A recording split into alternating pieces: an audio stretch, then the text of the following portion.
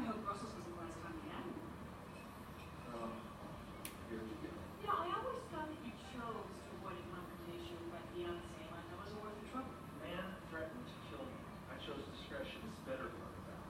Weren't you thinking of a different battle? Oh, Sometimes you just gotta fight for what you want. What you want.